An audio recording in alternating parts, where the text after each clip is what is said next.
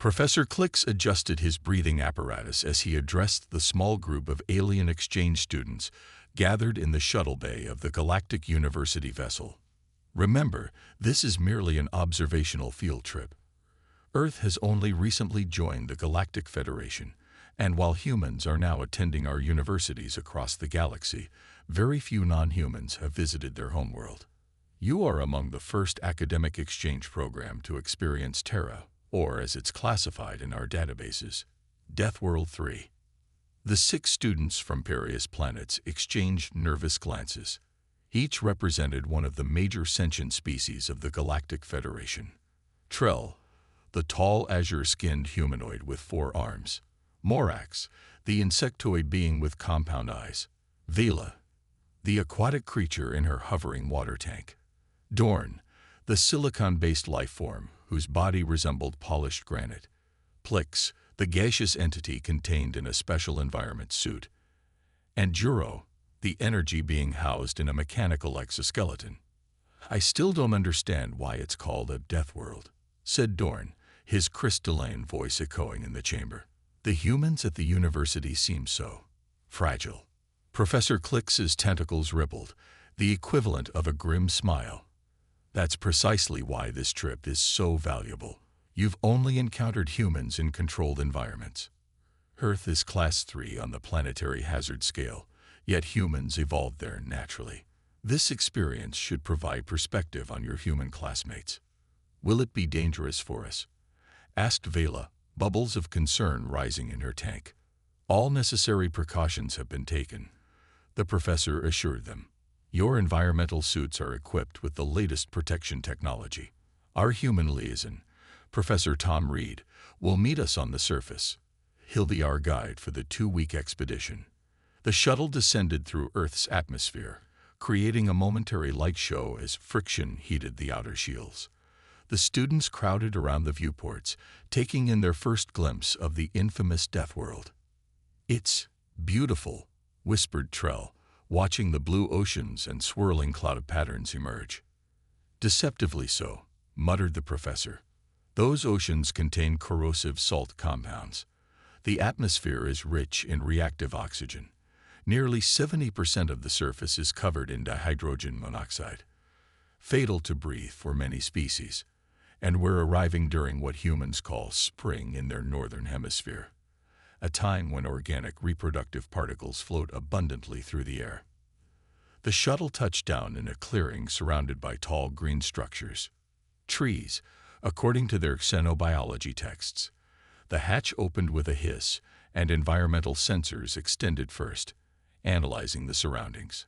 A solitary figure approached, a human male of average height with a short beard and wearing what the students recognized as standard Earth academic attire. "Welcome to Earth," Professor Reed called cheerfully. "I trust your journey was comfortable." The alien students exited carefully, their suits automatically adjusting to Earth's gravity, slightly higher than galactic standard. Immediately, they were struck by the intensity of sensory input, the brightness of the yellow sun, the cacophony of sounds from small flying creatures, the movement of the trees in the wind. "Is it always this chaotic?" asked Morax, his compound eyes dilating as they tried to process all the visual information. Professor Reed laughed. This is a calm day in a relatively controlled environment, a university nature preserve. We thought it best to start gently before exposing you to a human city or wilderness area." Gently. Plix's containment suit registered heightened agitation in their gaseous form. "There must be thousands of different organic particles in the air, and my sensors detect at least 40 potentially harmful microorganisms already." "Only 40. Professor Reed seemed genuinely surprised. "The filters must be working well. Now let's proceed to the field station where you'll be staying. We have quite an itinerary planned. Controlled exposure to various Earth biomes, observation of human settlements, and even some local cuisine adapted for your physiologies." As they followed the human professor along a gravel path, none of the students noticed the small dark cloud forming on the horizon, nor would they have understood its significance if they had. The weather forecast had predicted clear skies all week, but Earth's weather systems were notoriously unpredictable. The first of many lessons they would soon learn about this dangerous, wonderful world. The field station turned out to be a cluster of domed structures, each tailored to accommodate the diverse needs of the alien visitors. Professor Reed led them through the main facility, pointing out the various amenities.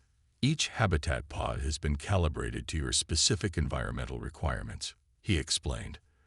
Though I encourage you all to spend as much time as possible in the common areas while wearing your protective gear, the purpose of this exchange is immersion, after all. What's that sound? Asked Juro, the energy being's mechanical exoskeleton, turning toward the windows.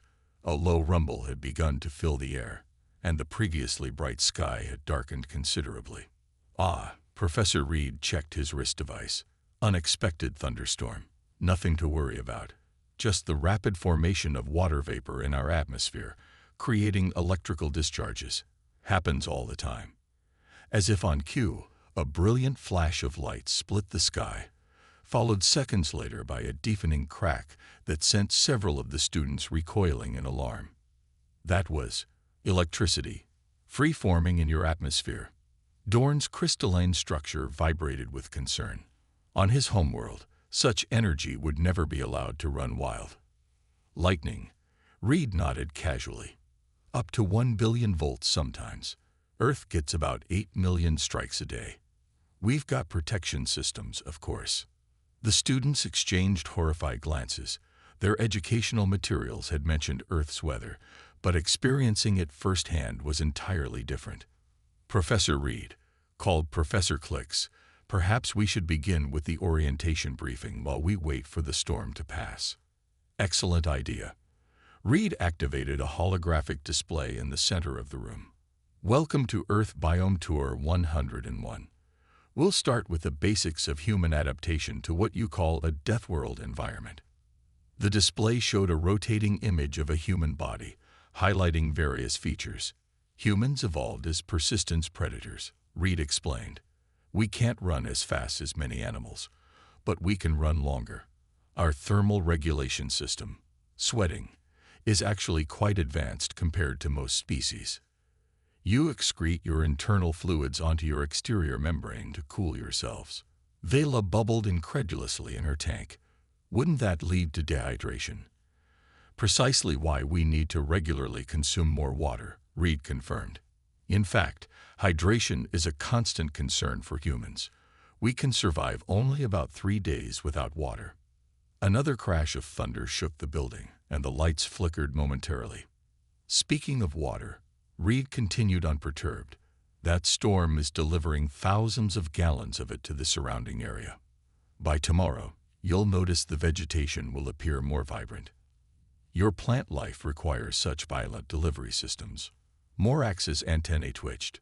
Sometimes, Earth's ecosystem is built on extremes and balance. Now let's discuss our itinerary for the next 2 weeks. The hologram shifted to display a map of the region. Reed pointed to various locations. We'll begin in this forest preserve, then visit a human agricultural center, a small town, a coastal region, and finally a metropolitan area. Each environment will showcase different aspects of how humans have adapted to, or adapted, their surroundings. As the storm intensified outside, Reed explained how Earth's variable conditions had driven human innovation. The constant threat of natural disasters, predators, disease, and changing seasons had pushed humans to develop technologies and social structures designed for survival in unpredictable circumstances. Forgive the interruption. Plix's translator conveyed, but my environmental sensors are detecting a significant pressure drop outside. Is this normal? Reed glanced at his device again, his casual demeanor slipping momentarily. That's a bit faster than expected. Looks like we might get to witness a more dramatic weather demonstration than planned. He tapped a command into his communicator. Just activating additional shield protocols for the station. Additional shields. Trell's blue skin paled slightly. Are we in danger? Not at all, Reed assured them, though his eyes kept darting to the windows where the trees were now bending dramatically in the wind. But this could be an excellent learning opportunity. Sometimes on Earth, we have to adapt quickly to changing conditions. It's part of what shaped human resilience. No sooner had he finished speaking than a siren began to wail throughout the complex. "What's happening?" demanded Professor Clicks. Reed smiled, but there was tension behind his eyes. "Just a tornado warning. Standard procedure. If you'll all follow me to the subterranean observation chamber, you'll get to experience one of Earth's more impressive meteorological phenomena from a safe distance and understand a bit more about why humans are the way we are." As the alien students hurried after the human professor, they couldn't help but notice that this standard procedure seemed alarmingly well practiced, suggesting that living under such constant threat was indeed ordinary for humans, a sobering insight into the species they had previously viewed as remarkably fragile. From the safety of the underground observation chamber, the alien students watched in horrified fascination as the tornado tore through the nearby forest. The reinforced transparent dome above them offered a clear view of the twisting vortex of wind-uprooting trees that had stood for centuries. "Fascinating, isn't it?" Professor Reed said, his voice tinged with respect rather than fear.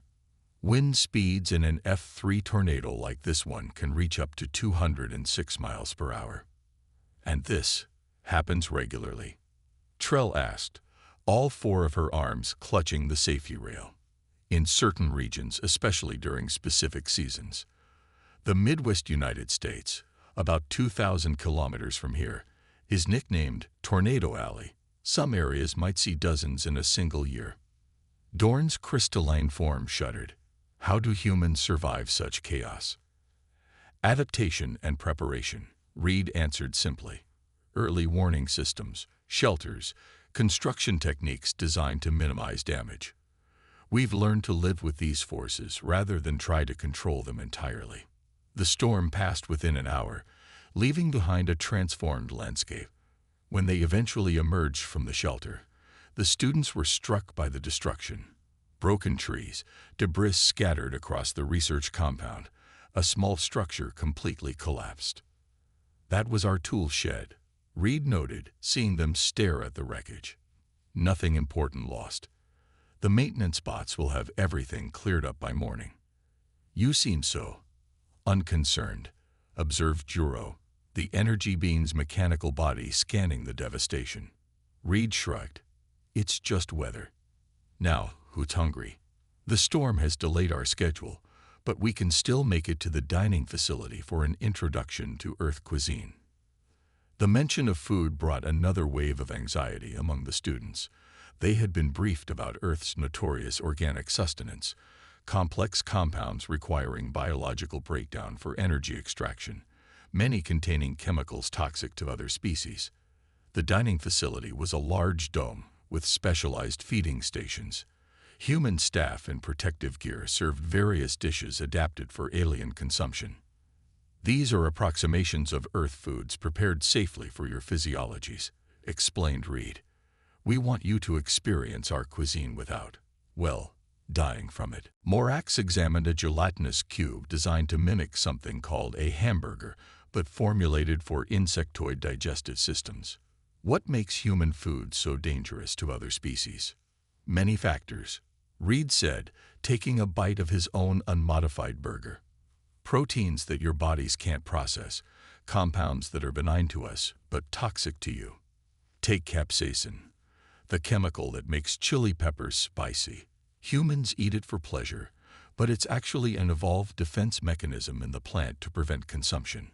You eat plants that evolved specifically to not be eaten." Villa's water rippled with confusion. "We eat plants that try to chemically defend themselves, animals that run from us, fungi that could poison us, and we season it all with substances that trigger pain receptors," Reed confirmed. "What can I say? We're a complicated species."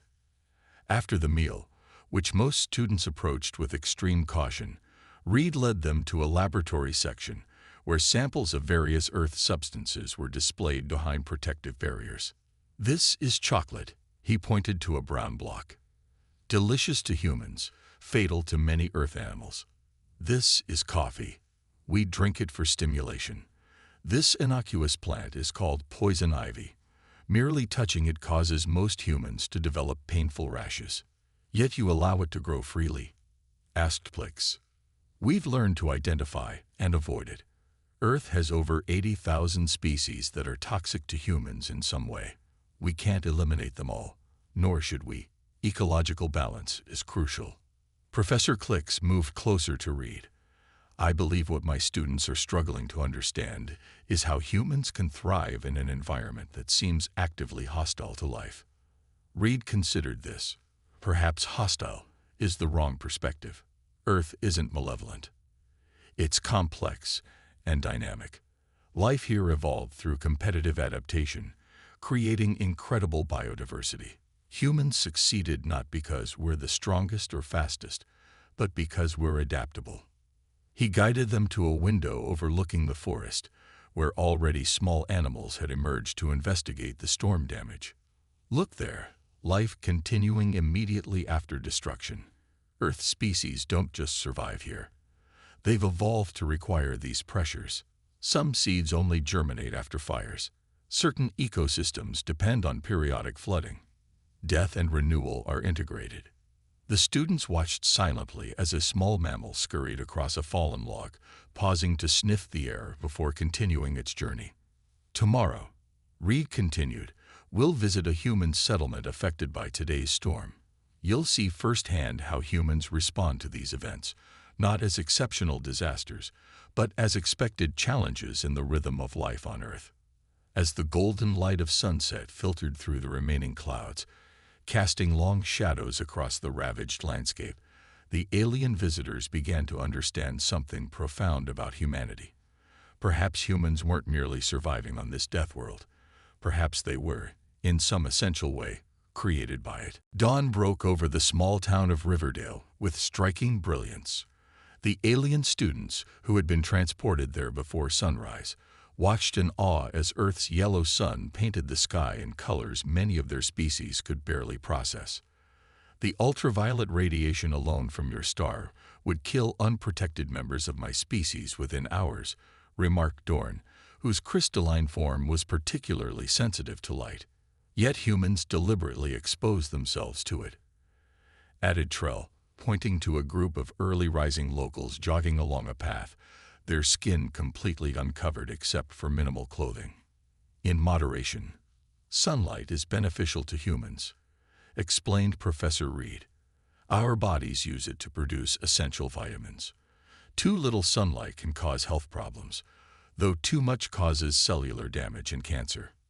"A narrow survival band," noted Professor Klix. "One of many we navigate daily," Reed agreed. "Now, observe the town's response to yesterday's storm." Riverdale was a community of approximately 5,000 humans.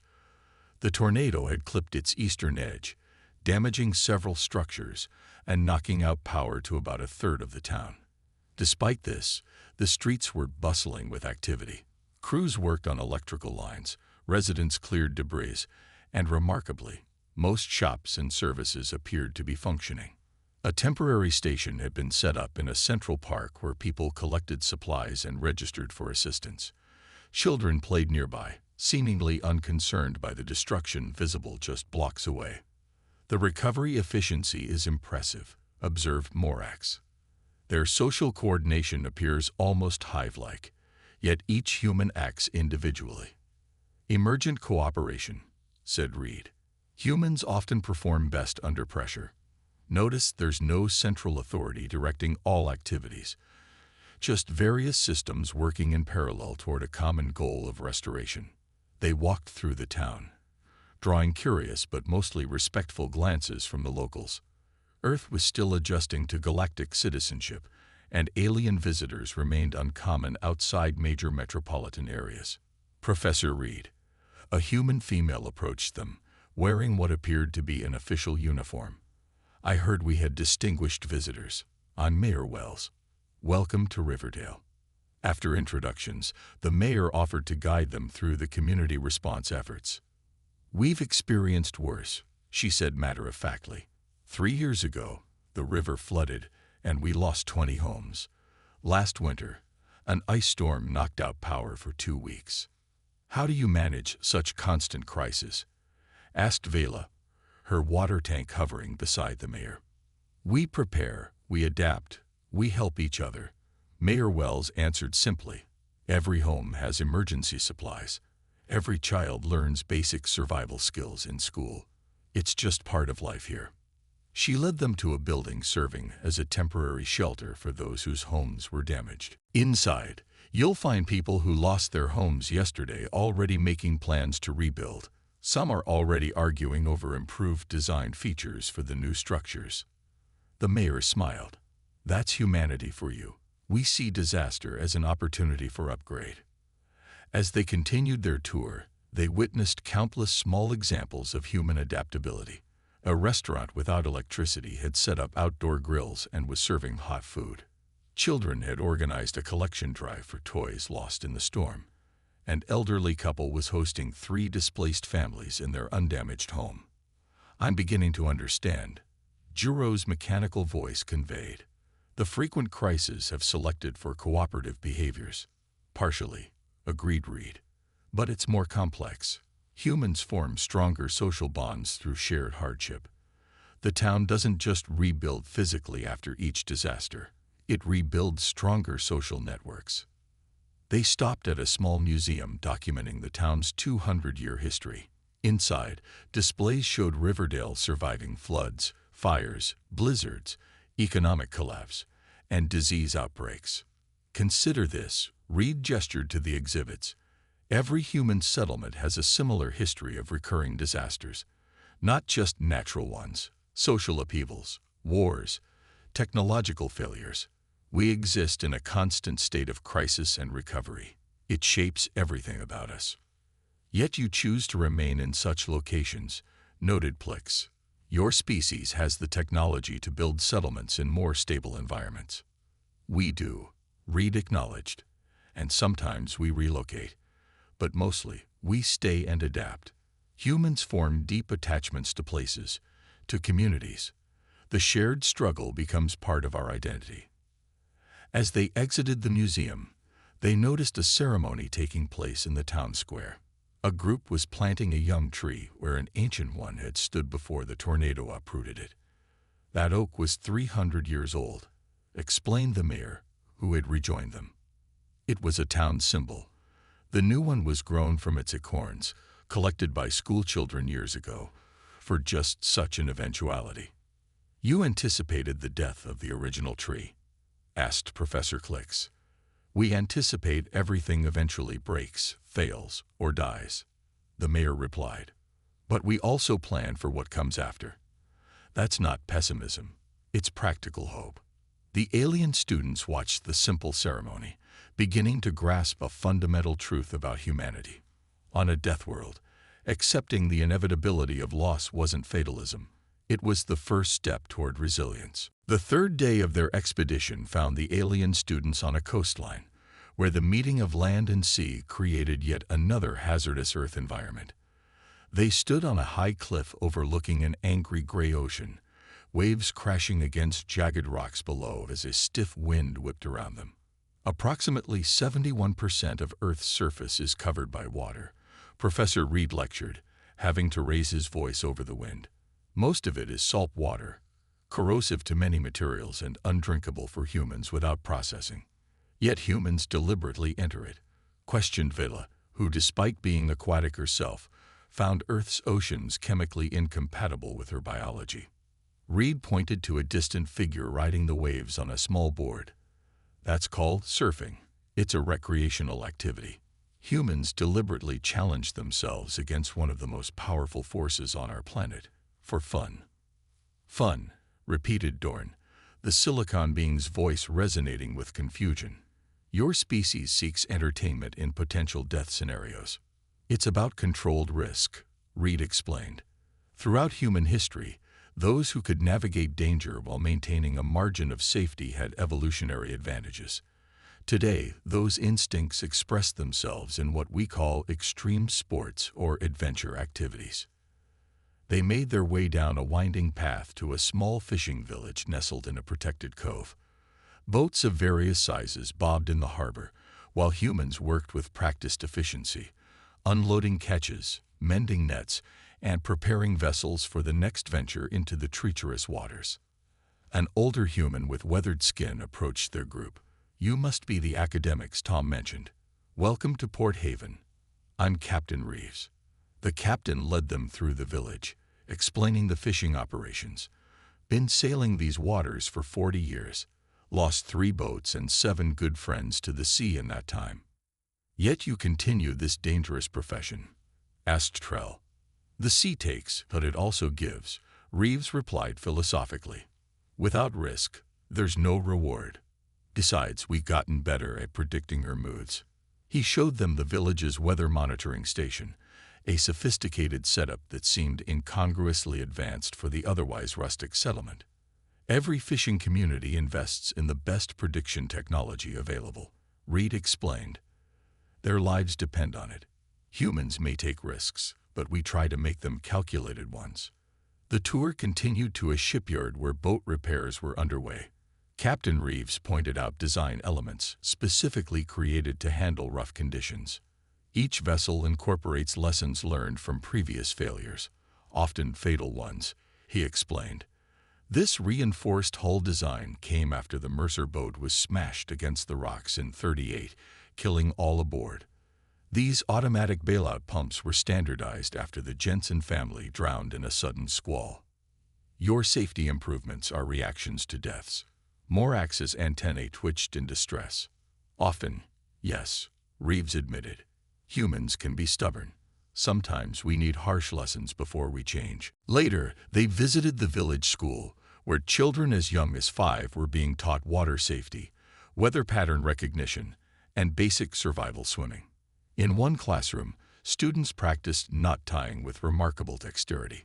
Every child here can read the sky for weather signs, swim against a current, and operate emergency equipment before they're 10 years old, the school's teacher explained proudly. "It's not just tradition, it's survival." During lunch at a local establishment, they sampled modified versions of seafood dishes while watching recorded footage of historical storms that had struck the region. "That's the '97 hurricane," Captain Reeves narrated as terrifying images of massive waves demolishing structures played on the screen. "Lost half the village that day. The rebuilt sections all incorporate hurricane-resistant features now. Do you ever consider relocating to a less dangerous area?" Professor Clicks inquired. The question was met with genuine puzzlement from the captain. "This is our home. The danger is part of it. We don't run from challenges. We learn to live with them, adapt to them." As afternoon approached, dark clouds began gathering on the horizon. The atmosphere in the village noticeably shifted. Without apparent communication, fishermen began securing boats, shopkeepers started boarding windows, and residents moved with purpose to prepare for the approaching storm. "Barometric pressures dropping," Reed noted, checking his device. "Nothing severe predicted, but they're not taking chances." "The coordination is remarkable," observed Juro. "No central commands issued, yet everyone knows their role." "Shared experience creates shared instincts," Reed explained. "These people can read subtle environmental cues most humans would miss. They've synchronized their responses through generations of collective learning." By evening, rain began to fall as they sheltered in the village's community center. Through reinforced windows, they watched lightning illuminate the churning sea, while locals gathered for a meal that felt oddly celebratory given the circumstances. "We're safe while the storm rages," Captain Reeves told them, breaking bread at their table. "Tomorrow we'll assess damage and make repairs." It's the rhythm of life here: danger, preparation, survival, renewal. We don't just endure it, we find meaning in it. As the aliens observed the easy camaraderie among the villagers, the jokes, stories, and quiet competence, they began to understand something profound about humanity's relationship with adversity. Humans didn't merely survive Earth's challenges. In some essential way, they were formed by them, defined by them, perhaps even needed them. The urban environment of New Harbor City presented a different kind of death world challenge. Here, Humans had transformed their surroundings so completely that nature was barely visible, yet new hazards emerged from their own creation. Approximately 56% of humans now live in urban environments. Professor Reed explained as their transport moved through congested streets. Our species evolved in natural settings, but has created artificial habitats that introduce different stressors. The alien students observed the density of human activity with growing unease. Thousands of individuals moved in complex patterns. Massive vehicles navigated narrow passages within meters of fragile human bodies, and towering structures of glass and steel defied gravity overhead. The proximity alone would cause psychosis in many species, noted Plix, whose gaseous form naturally required substantial personal space. How do humans maintain psychological equilibrium in such conditions? Not all do, admitted Reed. Urban environments correlate with higher rates of certain mental health issues. Yet humans are fundamentally social creatures. We need community connection, which cities provide abundantly. Their tour took them through various districts showcasing different aspects of human adaptation. In the historic quarter, they examined how structures had evolved over centuries to address changing threats, from medieval buildings designed to repel attackers to modern skyscrapers engineered to withstand earthquakes and extreme weather. Remarkable how human architecture reflects threat response, observed Dorn, whose crystalline species built permanent structures once and never modify them. You constantly rebuild. Necessity drives innovation, Reed replied. Most human settlements have burned down, been flooded, collapsed, or otherwise been destroyed multiple times throughout history. We rebuild with improvements each time. In the city's emergency management center, they observed how humans monitored multiple threat vectors simultaneously. Screens displayed weather patterns, seismic activity, traffic conditions, crime reports, disease surveillance, and infrastructure status. Managing a city means constantly preventing cascading failures, explained the center's director. One system's breakdown can trigger others. For instance, a power failure affects transportation, which impacts emergency services, potentially leading to security issues. You live in constant anticipation of disaster, Morak said. We prefer to call it prepared vigilance, the director corrected. And it works. Catastrophic events have decreased significantly over time. Later, they visited a research hospital where medical advances were being developed. Human biology itself reflects our death world origins, Reed explained as they toured a laboratory. Our immune systems are remarkably aggressive because we evolved surrounded by pathogens. Our bodies heal rapidly from injuries that would be fatal to many species. Yet you remain vulnerable to numerous threats, noted Professor Klix, observing patients receiving treatment. Absolutely, agreed the medical director who had joined their tour. Humans can die from microscopic organisms, allergic reactions to benign substances, or our own cells multiplying incorrectly.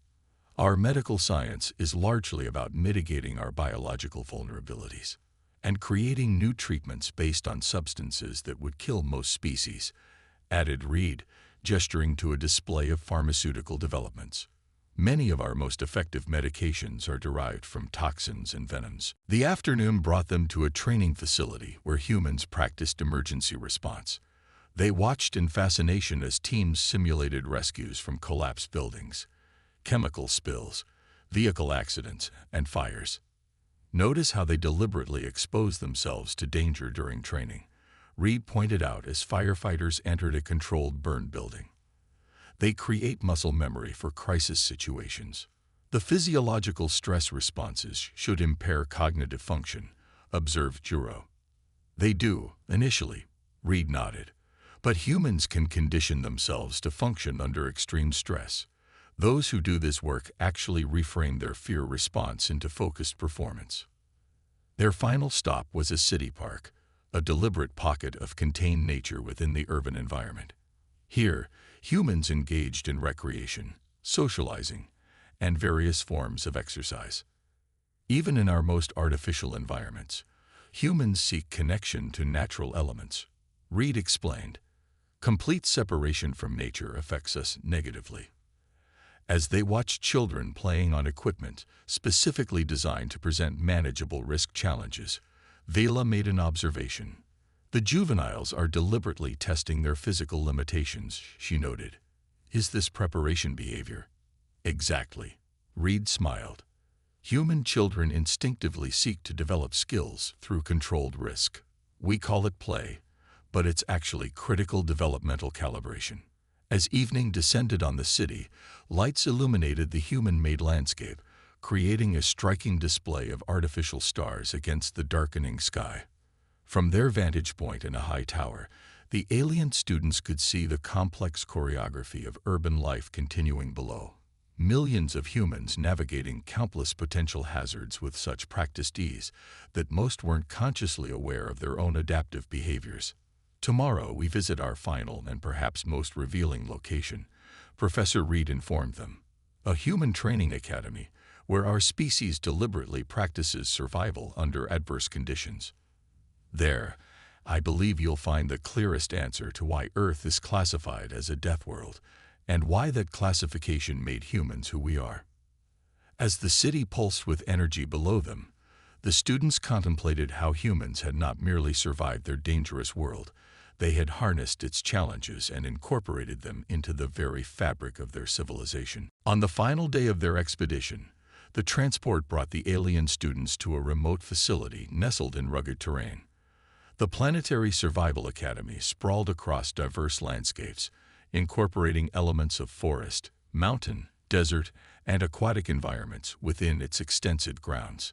This is where we train not only our emergency responders and military personnel, but also civilian volunteers and especially our astronauts and off-world colonists. Professor Reed explained as they passed through security checkpoints. The Academy's director, a formidable human with the bearing of someone who had faced numerous life-threatening situations, greeted them in a briefing room lined with equipment unfamiliar to the alien visitors. "Welcome to PSA," she said briskly. "What we do here is distill Earth's challenges into training modules that prepare humans for survival in any environment, including other planets." The tour began with observation of training scenarios. Through one-way viewing panels, they watched as humans practiced escaping submerged vehicles, navigating through smoke-filled structures, surviving in extreme temperatures, treating traumatic injuries, and purifying contaminated water sources. "They voluntarily endure these conditions?" asked Trell, watching humans shivering in a snow survival simulation. "Not only voluntarily, they pay substantial fees for the privilege," the director confirmed. "Humans intrinsically understand that comfort doesn't build capability." In another section, trainees practiced identifying edible plants among toxic lookalikes, constructing shelters from minimal materials, and starting fires using primitive methods. "These skills seem unnecessary given your technology level," noted Professor Clicks. "Technology fails," the director replied simply. "Especially in extreme conditions, we teach people to function when their tools don't." The most striking demonstration came in the afternoon when they observed a mixed group of civilians participating in a disaster village scenario, a simulated community post-catastrophe where participants had to establish governance, manage resources, treat injuries, and maintain security against role players, creating additional challenges.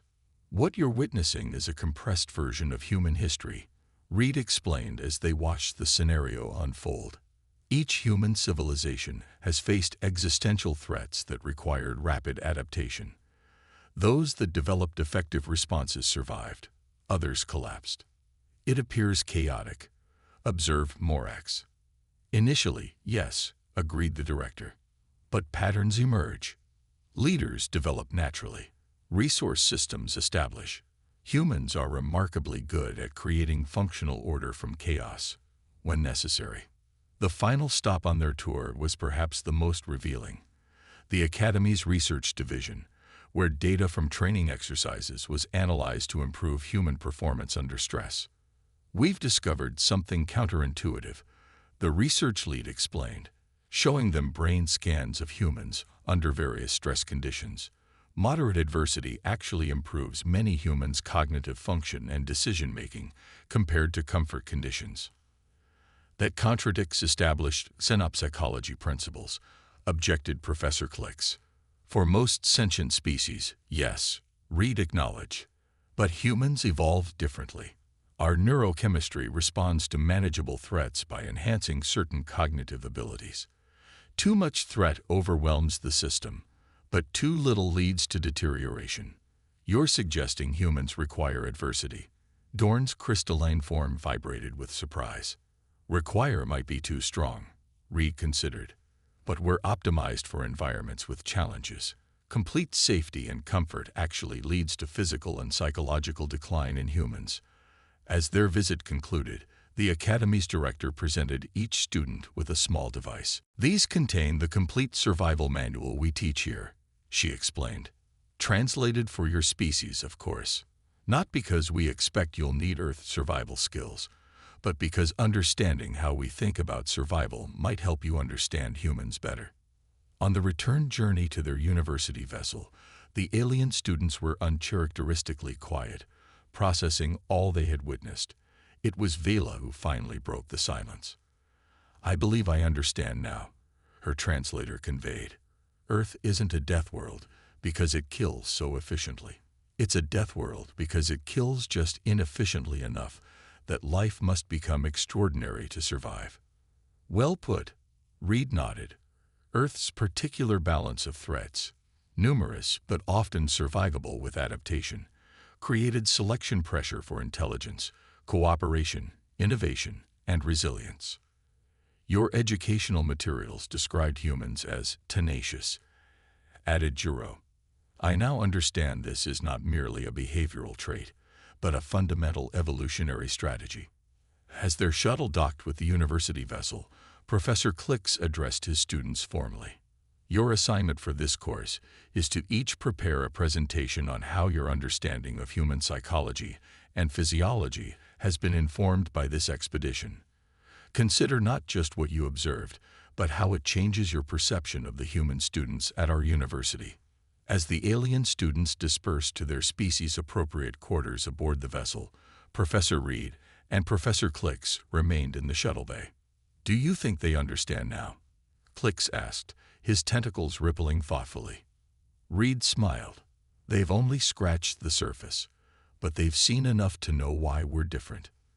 The Galactic Federation was concerned when Earth applied for membership, Clicks admitted.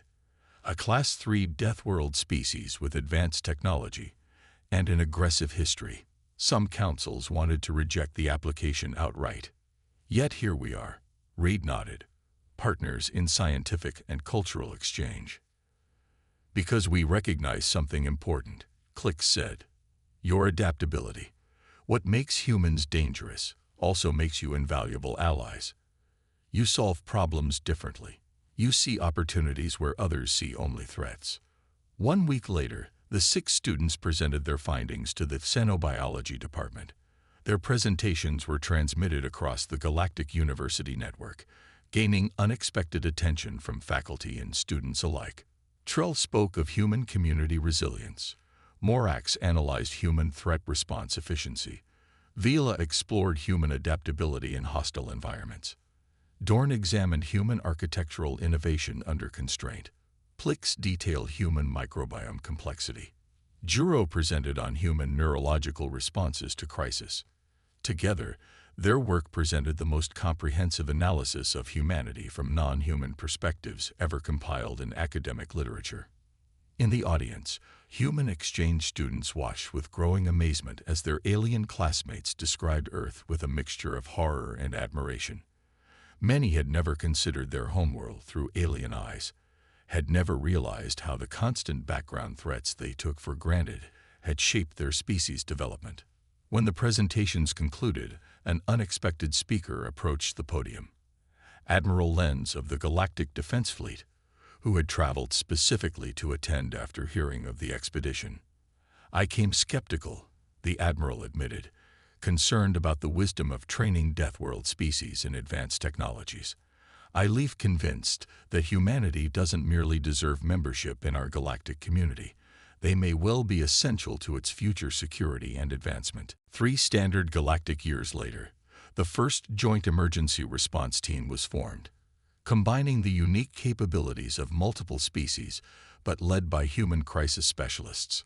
When a terraforming project on Centauri Prime collapsed catastrophically, this team saved thousands of lives using protocols developed at Earth's Planetary Survival Academy. The mission's success led to a formal re-examination of the Death World classification system itself. The new framework acknowledged that environmental pressure created not just danger but potential, that species evolved in high-threat environments developed unique capabilities valuable to the broader galactic community.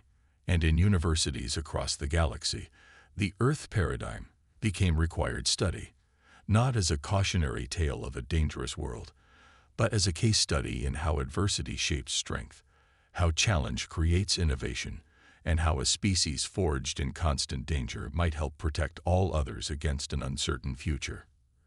Earth was still classified as Death World 3 in official records, but the designation had transformed from mourning to distinction, silent testimony to the remarkable species that had not just survived there, but thrived, reaching for the stars not despite their harsh origins, but because of them.